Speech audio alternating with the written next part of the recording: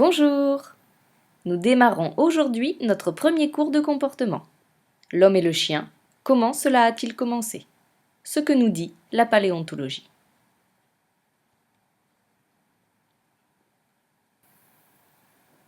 En réalité, pourquoi savoir? Notre problème n'est-il pas de vivre avec le chien d'aujourd'hui? Que nous importe de savoir comment nos ancêtres vivaient avec celui de leur époque? En quoi le fait d'en connaître plus sur la genèse des relations de notre espèce avec l'espèce canine peut-il nous être utile?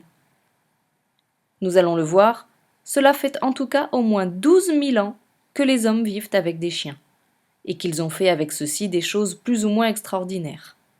Chasse en tout genre, garde des troupeaux, garde du foyer, défense de la famille, mais aussi guerre, contrebande, vol, tours, transport, et même bonne compagnie. Et cela pendant 12 000 ans, sans l'aide de quelque comportementaliste que ce soit. Alors, une question au moins mérite d'être posée. Mais comment ont-ils fait?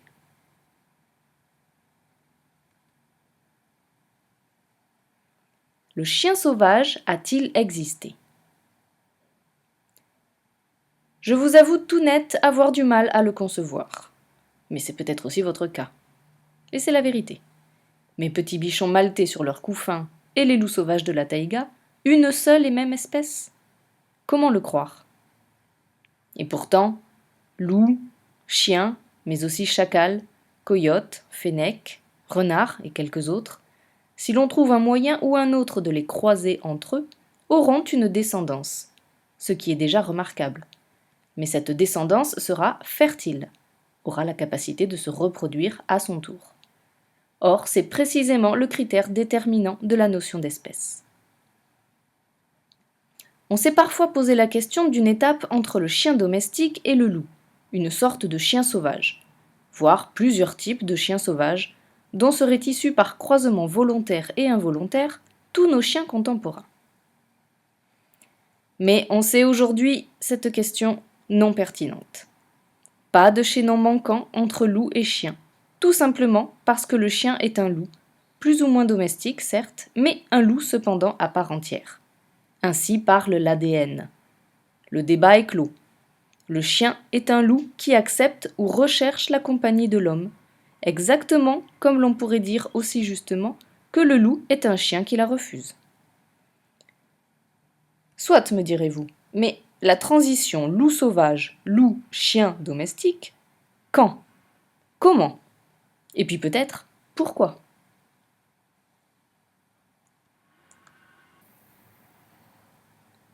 Le chien et l'homme, depuis quand? Nous l'avons annoncé. Les paléontologues nous apprennent que des hommes et des loups se fréquentent depuis 12 000 ans au moins, voire plus, peut-être 20 000 ans, mais là de manière un peu plus incertaine. Les premiers étaient des paysans en phase d'installation, inventant dans les plaines du Moyen-Orient un mode de vie un peu moins dur que celui de leurs nomades de parents. Les seconds sont bien des loups, mais de corpulence moindre que celle des loups sauvages de l'époque, et avec une boîte crânienne significativement plus réduite elle aussi. Nous reviendrons sur ce point, mais plus tard. Les paléontologues peuvent se permettre d'être ainsi formels parce qu'ils ont fait parler les morts, et notamment les tombes. Ils déduisent de leurs travaux que la domestication du chien remonte à cette époque. Alors qu'à mon avis, ce qui est prouvé, c'est l'existence de cette domestication dès cette époque, sans interdire en rien qu'elle ait pu être beaucoup plus ancienne. Les nomades, parents et grands-parents de nos agriculteurs, n'avaient-ils pas de chiens?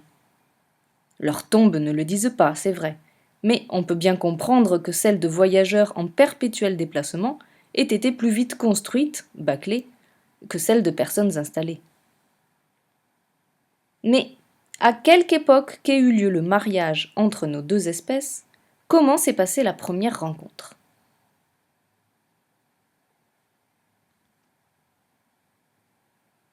Les premiers chiens ont-ils été des loups apprivoisés? Un de nos ancêtres Cro-Magnons a-t-il réussi l'apprivoisement plus ou moins approximatif d'un loup, tandis que l'un de ses cousins, ou lui-même après tout, réussissait celui tout aussi admirable d'une louve. Les deux animaux ont-ils accepté de s'accoupler, et les louveteaux chiots produits de se laisser à leur tour apprivoiser, et ainsi de suite. C'est en gros ce que toute la littérature nous disait sur le sujet jusqu'à récemment, et c'est peut-être aussi ce que vous pensez. Oubliez cependant pour toujours cette version. Elle ne peut être qu'une fable et ne résiste pas à l'analyse. Il y a à cela toutes sortes de raisons que, si vous le voulez, nous allons analyser ensemble. Des lapons, des hommes de tribus dites primitives, mais aussi des passionnés, civilisés, ont plus ou moins réussi à apprivoiser des loups. Expérience conduite dans des conditions on ne peut plus différentes, mais résultats quasi identiques. Une relation empreinte d'un certain niveau de confiance a pu ici et là s'établir, certes, mais une relation cependant très limitée. Limitée à la personne ou aux personnes ayant participé à l'apprivoisement. Et même dans ce cadre, une relation délicate, voire difficile, nécessitant habileté, précaution, savoir-faire. On le voit, rien qui fasse de ces animaux apprivoisés des animaux familiers. Et ce qui est le plus important, une relation qui n'aurait aucune chance de se transmettre par la voie génétique. C'est le contraire.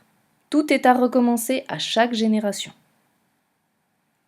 Pour être plus précis, il faudrait signaler que la vie avec un jeune loup ne se distingue guère de celle que l'on peut avoir avec un jeune chien.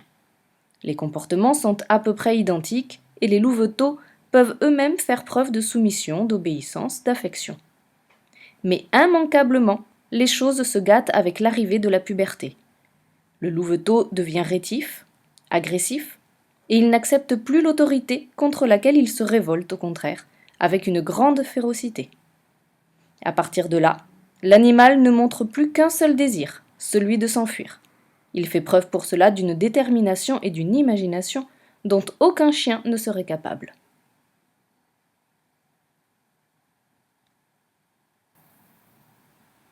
Un résultat bien modeste donc, avec une contrainte forte, celle du temps, très long, à consacrer à cet apprivoisement.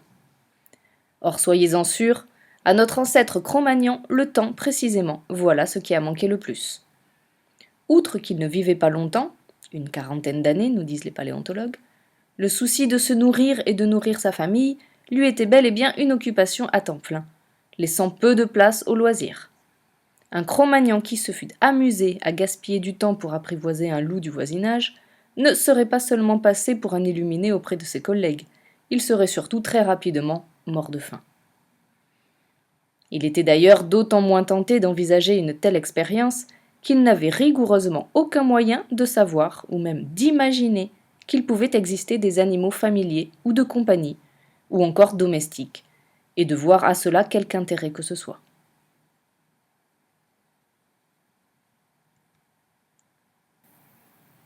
Les premiers chiens ont-ils été des bébés loups adoptés?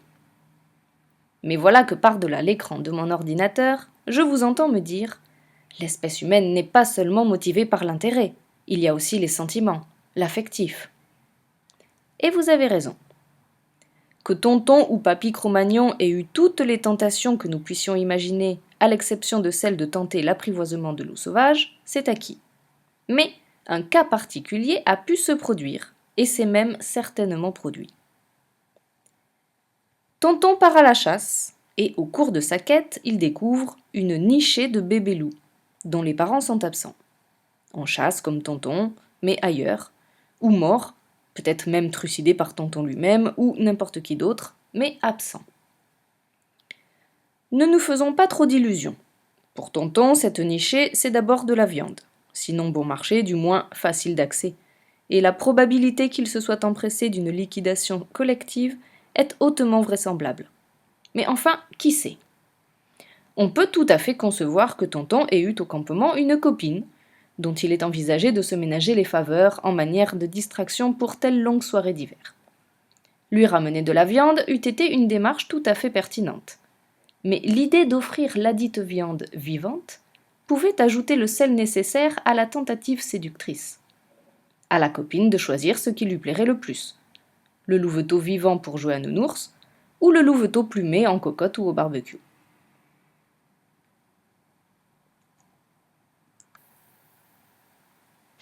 Mais voilà que la copine, séduite par cette petite boule de poil, pourquoi pas?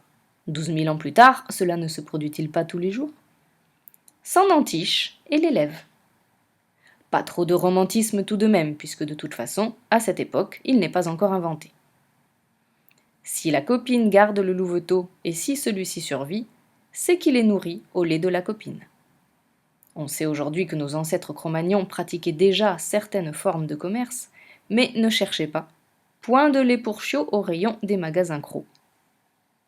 L'hypothèse la moins désagréable pour nos consciences modernes étant que le louveteau ait pris la place d'un bébé mort-né, ce qui était, on le sait, le sort de plus de la moitié des bébés à cette époque.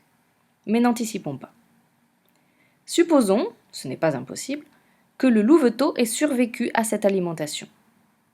Pas de doute, il se comportera dans un premier temps comme si sa mère nourricière était sa mère naturelle. Et pour notre arrière-grand-tante ravie, c'est la découverte historique, même si elle ne le sait pas, de l'animal de compagnie et des charmes et autres émerveillements de cette compagnie. Or, sachez-le, cet émerveillement sera de courte durée. D'autres, après Tati Cro-Magnon, y compris parmi nos contemporaines, ont tenté l'expérience, remplaçant le sein maternel par des biberons, c'est vrai, mais voilà qui ne change rien à l'affaire. Tôt ou tard, et généralement plus tôt que tard, la nature sauvage reprend sa vérité. Le petit chien redevient le petit loup qu'il n'a jamais cessé d'être. Il craint, il fuit, d'abord tous les représentants de l'espèce humaine, y compris ceux qui l'avaient nourri et auxquels il aura manifesté d'abord une débordante affection. Toutes, je dis bien toutes les expériences de ce genre se finissent de la même façon. Aujourd'hui au zoo, à l'époque qui nous occupe par un retour-fuite à la nature, ou par une fin plus expéditive. Devinez. Suite logique donnée à des comportements agressifs jugés dangereux par les membres de la tribu de Tati.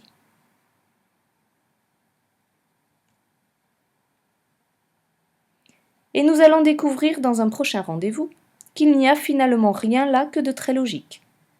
À très bientôt donc pour essayer de comprendre pourquoi le petit loup de Tati finira par se révéler, malgré les efforts de cette dernière, un gros méchant loup. Merci pour votre attention.